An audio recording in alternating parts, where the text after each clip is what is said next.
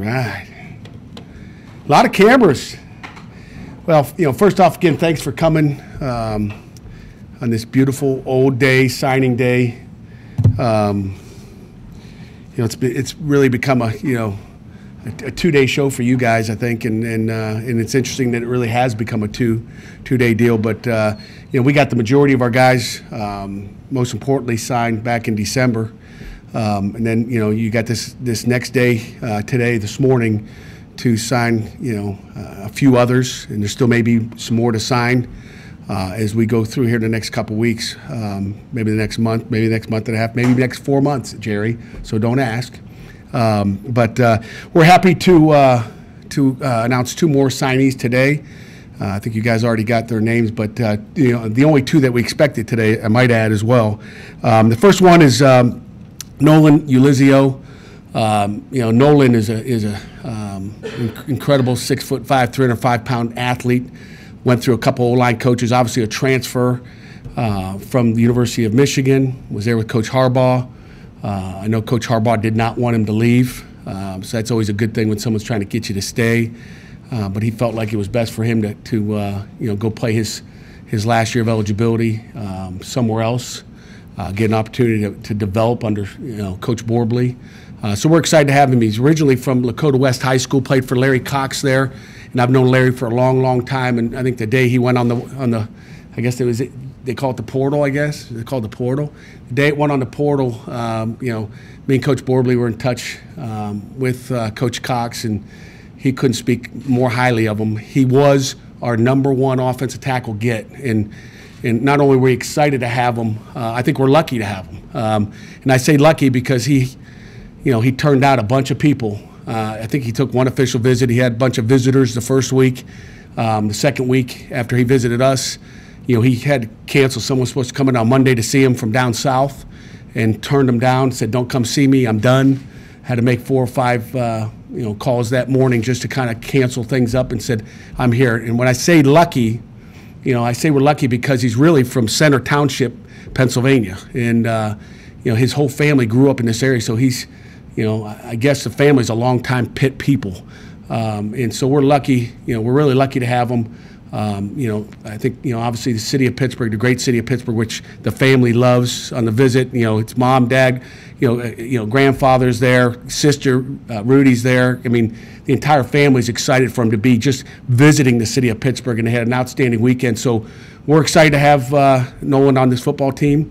He'll be here for Summer School 1, and again, I'm sure you guys will get more. The next guy, Servassier Dennis, 6'1", 210-pound linebacker. Another interesting story about him is we weren't really looking for him. I'm out junior recruiting, which the month of January ends up being a lot of that. So I'm in New Jersey recruiting, and Coach Sam was get me around as many schools as I could. We sit into Petty School with their athletic director and the head football coaches in some administrative meetings. And Petty School is a very prestigious academic institution, as well as obviously football school. And Coach Mielo there, again, was in meetings. So talking to the AD, we're just talking about the underclassmen, and he said, "Gosh, I think one of our best players is still, this linebacker that hasn't signed anywhere." And I'm like, "A linebacker? We could use a linebacker." So we just started talking about, Servassier, and I said, let me see his highlight tape. So I Googled him. I'm just watching him on my phone, watching him play, and I'm like, he's pretty good. And, I hear the story really of why he's still out there, which I don't know if anybody really knows the story. I think he's a diamond in the rough athlete, but he was a quarterback in high school as well as a defensive back, but played quarterback, primarily as a junior, got into his senior year. Tore his Achilles tendon, was out, so really missed his entire senior year. So he did a PG year. So he's really a year older coming from the Petty School because he's from Syracuse, New York, and played at CBA High School up in Syracuse, New York. So I watched the videotape, pulled him down.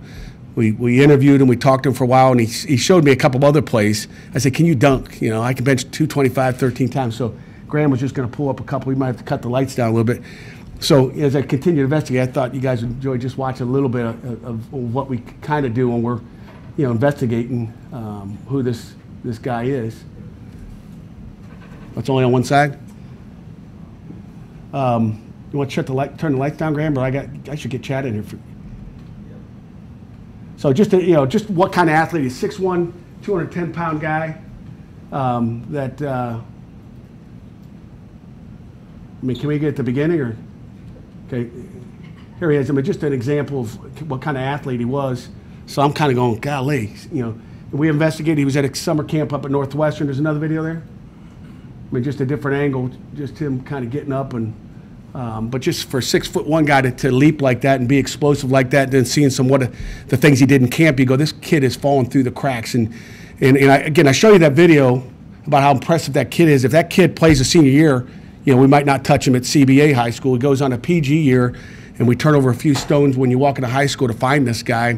And 10 minutes after we offered him, all of a sudden he had a couple more offers come, trickling in. I won't say where or who. But he had a couple more offers come in right afterwards. But I warned him that was going to happen. But this guy's available because of injuries, and everybody's done so early. We offer guys really, after their junior year. And this is a kid that didn't get a chance to even play his senior year in high school. So we're excited to have Savasier, goes by the name of Voss. We're excited to have him in the class as well. So that's really our signing class. You want me to ask questions about signing class first and then move on to the other topics? Questions about these two young men, or one old man, one young man. Pat, is it harder to find diamonds in the rough nowadays than it was, say, 10, 15 years ago? Absolutely, it is. It really is. And again, we fell into this one. It's not like we were hunting, but you go in and ask questions, and the AD, the athletic director, was adamant about this guy. Coach, I think he's going to play in the NFL. He might be one of the best players we've had at the Petty School. So you kind of, you go in there and you listen, and then you try to evaluate for yourself who he is. And, great parents, as well. I talked about Nolan's parents being from the area. Both his parents spent 12 years in the military. He's a very disciplined kid, very smart, and fits right in, with that linebacking crew. So it's certainly harder nowadays with, social media, but the ones you can find are these ones that get injured. There should be like an injury portal, and then it would be a little bit, maybe, Jerry, you can make that up, an injury portal where guys that were injured as juniors or seniors could put their name in there and get looked at. You like that better? You like it better, Pat? That's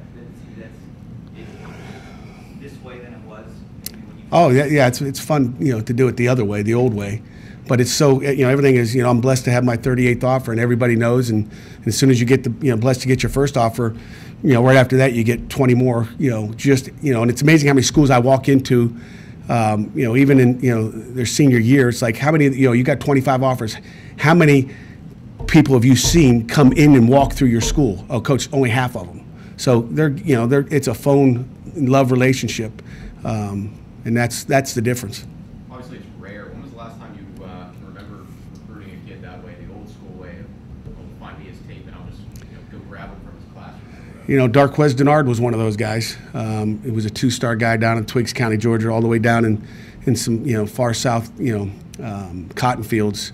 He was a guy that we saw off another guy's tape and kind of said, we like that guy too, let's go get him. So maybe that might be the last one that you really didn't know much about and fell in too late. Maybe that's a good sign. You guys obviously had limited numbers in this recruiting class. You signed most of them, like you said, in December. That's kind of why today there's only just a couple of guys. Do you think other years would be different? That you would end up with having more excitement, I guess, in February, or do you think it's kind of trending more? More just December? I heard something like 92% of kids signed in December a year ago. I don't know what the number was. Maybe you guys can tell me, but I think it's going to be less and less. That will wait till February. I think some coaching changes that happen in December maybe affect some of the numbers about where I'm going to go, but I think it's going to be 90 plus, which is we'd like to have our work done, because when we go out in January, it's really a head start to get the head football coach into some high schools to see high school coaches in that area, which we normally you don't normally get the chance to do that. The spring evaluation period, we don't get to go see high school coaches, so it was just great to get around and see a lot of coaches.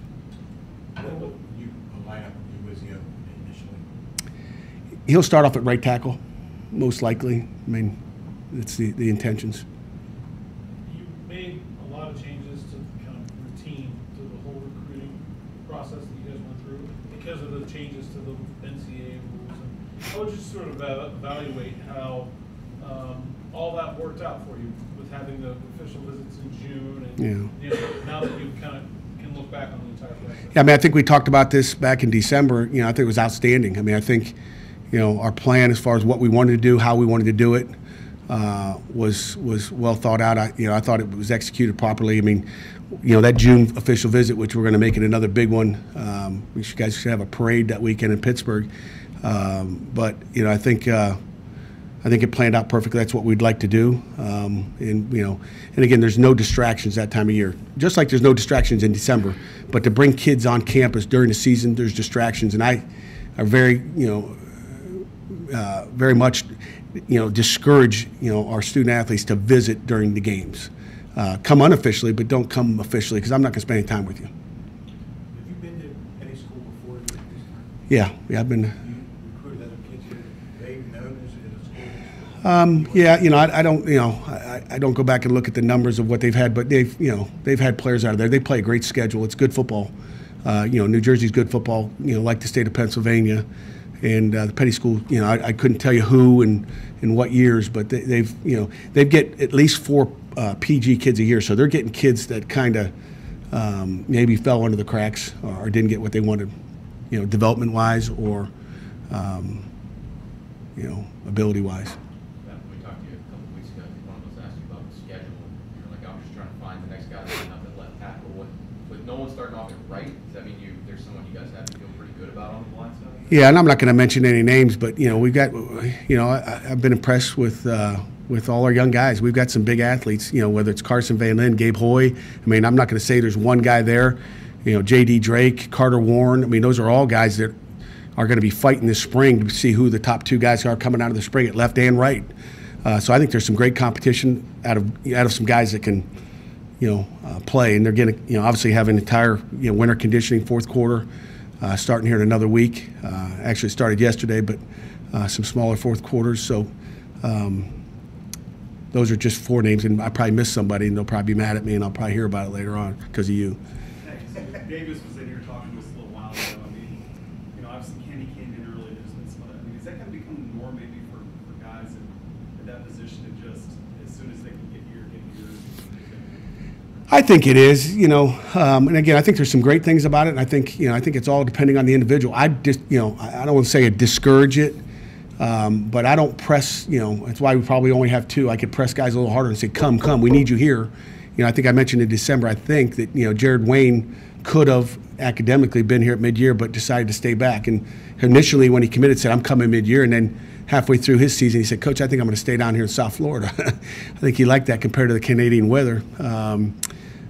There's some places that have 10 or 12 mid-year guys. So I think the mid-year thing is something that's caught fire. I don't necessarily think it's great for kids, and I think it depends on who he is.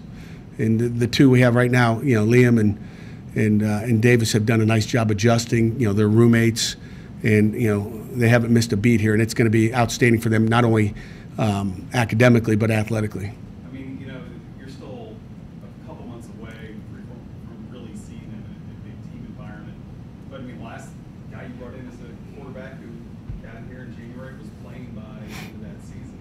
Is that something that comes up at all, or do you sort of take it one step at a time? One step at a time. He's just, he's learning where he eats breakfast in the morning. He doesn't know where the brown sugar is for the oatmeal yet. He's still trying to figure that out. So, it's a work in progress. And, Coach Whipple will work with him, and he'll have an opportunity to get more developed than he would if he didn't come in. So, we want to get as many quarterbacks as ready as we possibly can.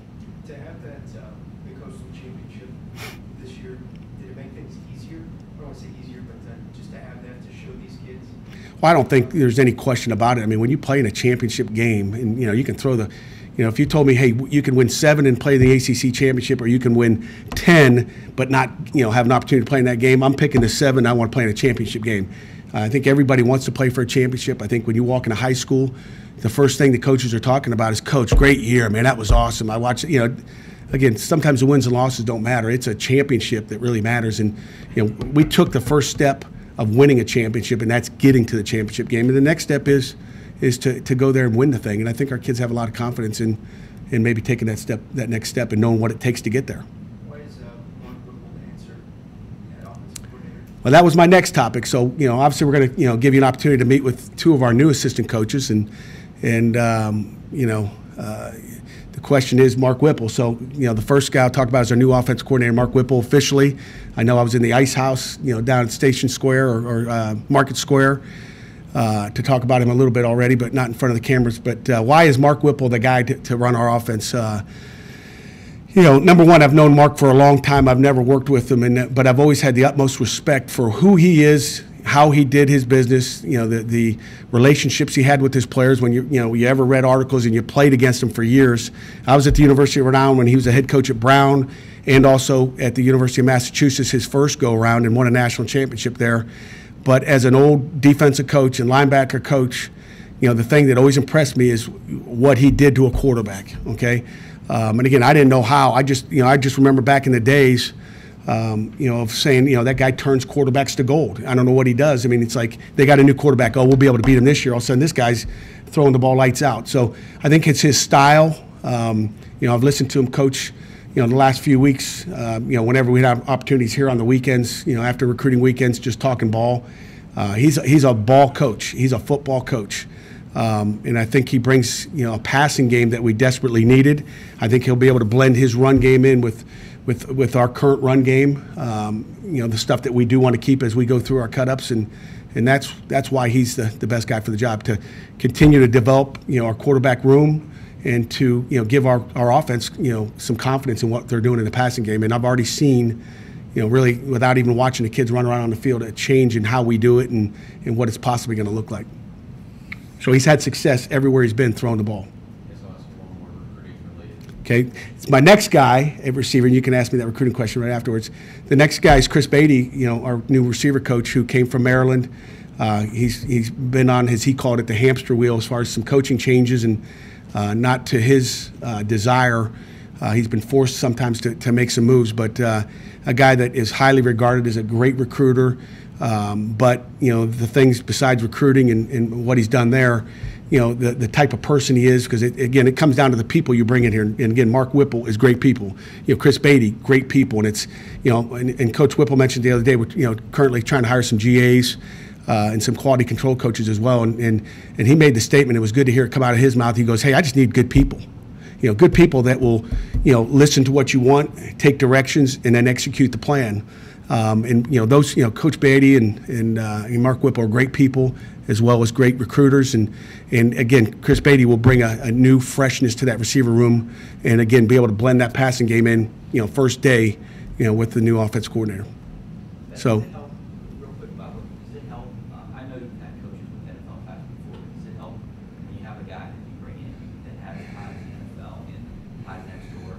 It does if it's the right fit, and he's the right fit. And again, worked in Pittsburgh, worked in Philly, worked with the Browns. But we interviewed an O-line coach a year ago that played coached in the NFL for a long time, and it was like, no way. Okay, so it depends on, this guy has coached at the next level. He's coached great players, from the receivers to the quarterbacks, and a tailback position through the years that he's developed them. The entire passing game, the entire football team. So it helps when he's a college guy that's also coaching the NFL, as opposed to a pure NFL guy trying to make a transition to college football. But it certainly does help. Back to your recruiting question. You guys, we can go back and forth on the coach, whatever you want to do. Say, 2 years ago, Brandon Hodges comes in late in the summer. Last year, you guys got Will Bragg. What are the chances of you going that route again, bringing in one of those grad transfers sort of later in the calendar? There's a chance. We're looking for the best available. So, Specific spots? No.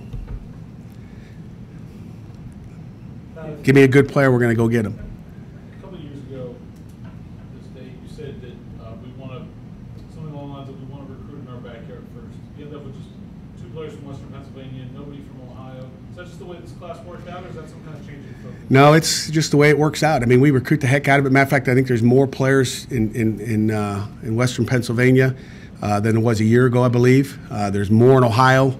I mean, when I get to go out and do some, junior recruiting, and whether it's New Jersey, east and west of us in Ohio, and obviously the state of Pennsylvania, You know, I've been really the entire state here looking at some of the top guys. So it's a better year. You know, every year is different. And, you know, we don't have as many scholarships next year either. We're still, you know, a smaller year scholarship-wise, maybe less, you know, next year than this year, I think, you know, at least initially. You know, it's just the way, you know, the cookie comes down to it. But, you know, we're looking for the best football players. And if it's in our backyard, that's great. We're going to recruit the best. And sometimes you get them, sometimes you don't get them, sometimes you don't want them. So that's how it goes sometimes. Just based on need and what you know, what fits your needs. You go to Florida a lot. I think you've had 17 guys in Florida the last 2 years. But did it concern you that you only have 1 or 2 Western Pennsylvania guys this year?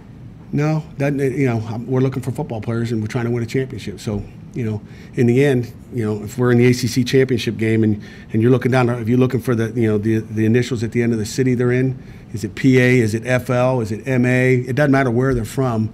It matters what they do on the field, because that's what you'll be asking about.